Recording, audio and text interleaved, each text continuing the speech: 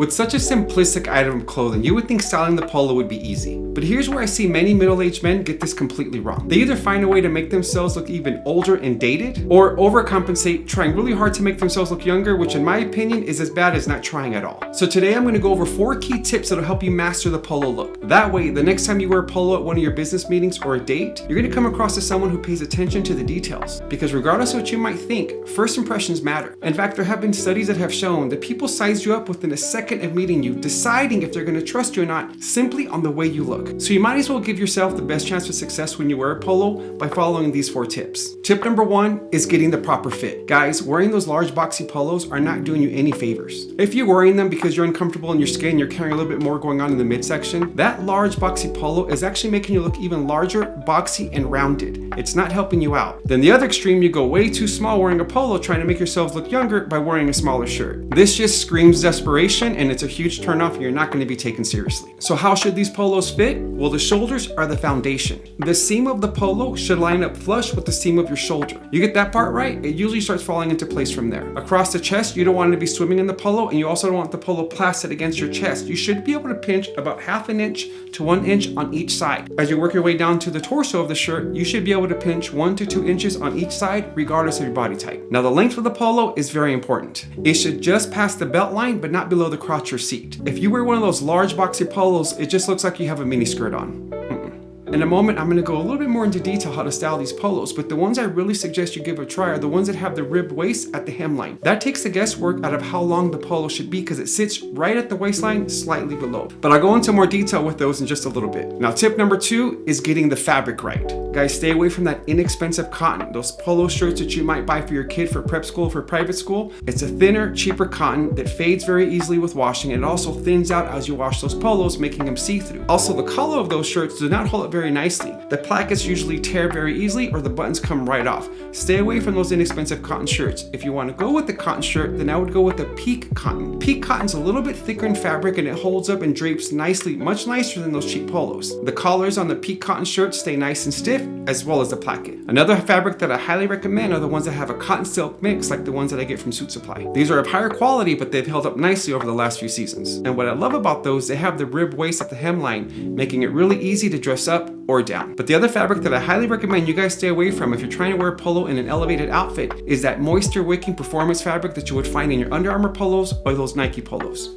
Any polo that you can wear playing golf or tennis or coaching your Little Leagues team is not a polo you should wear when you're going on date night or into a business meeting. Let's leave those performance fabrics for performance activities. Now, tip number 3 is nailing the color. Now, there's some humor in that thumbnail that I chose, but the truth is that's the polo that I see all the time, where gentlemen wearing it way too big, a cheap cotton, and a hideous color. And at the end of the day, just making ourselves look much older. Guys, stick with neutral colors like blue, black, beige, ivory, and gray. Don't wear anything with loud flashy logos or designs. Subtle with little to no branding, that way you can interchange those polos within a variety of outfits within your wardrobe. If Bob wears that turquoise polo on Monday and again on Wednesday, we're gonna know that Bob is not doing his laundry. It's loud and obnoxious, kind of like Bob. Now, tip number 4 is properly styling these polos. Here's what I see all the time: a gentleman getting the fit right, the fabric right, and the color right, but then throw it completely off by ruining the style. And here's an example of what I mean, and I see this all the time. Someone leaving a polo untucked,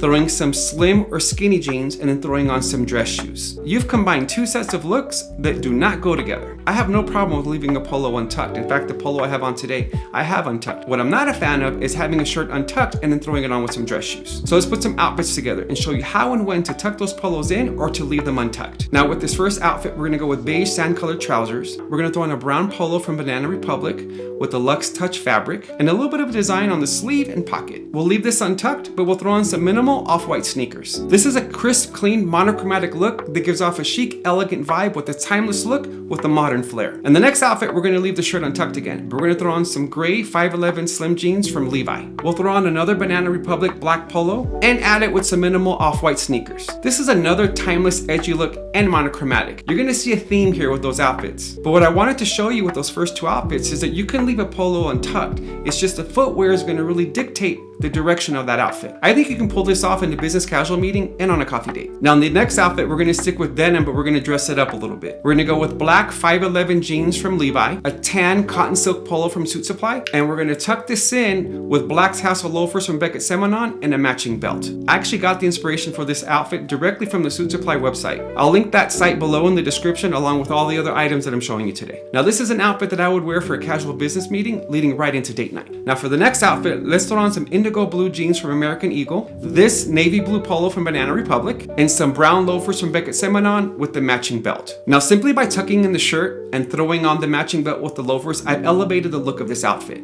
Also, the fabric of these polos are elevated. As you can see that the collar stays up nice and stiff, and so does the placket. Now for the next one, let's go with another monochromatic look. We'll throw on these sand colored trousers from Suit Supply and an ivory cotton silk polo also from Suit Supply. And we'll pair them with some brown loafers from Becket Simonon. Now this combination alone looks great, but let's add a little bit of a twist to this outfit. Let's throw on this brown cardigan from Ralph Lauren. Now this is not your granddad's cardigan. This is a soft cotton, gives off a chic, elegant vibe. Now I highly recommend on one of your next dates, you wear an outfit like this for a stroll in the park on a cooler day. That way if it gets a little chilly, you take that cardigan off and wrap it around her and keep her nice and warm. Now for the last look, I'm gonna give you guys two options. Let's go with some light gray all-season trousers from Suit Supply. We'll throw on some black tassel loafers from Becket Simonon and a navy blue cotton silk shirt from Suit Supply. Now these trousers are slightly elevated, but because of the elevated fabric of the polo, tucking this in elevates the entire look along with those tassel loafers. But I want to give you another option in case you're somewhere where there's colder weather. We're gonna stick with the polo from Suit Supply, but we're gonna go with the long sleeve merino wool polo in a navy blue color. And then I wanted to show you the versatility of the shirts with the rib waist at the hemline. I'm gonna leave this polo untucked, but I'm gonna line it right at the hemline of where I would tuck in my shirt, giving the illusion that the shirt is tucked in. Again, this is great for someone that has a little bit more going on in the midsection where you don't feel comfortable tucking in your shirt. These shirts work perfect for that scenario. There you go, guys. Follow those 4 tips, and I promise you're gonna make a great first impression. I gave you guys 6, 7 different outfit ideas that you can put together, and I'll link them all in the description below. And as always, guys, thanks again, and see you in the next one.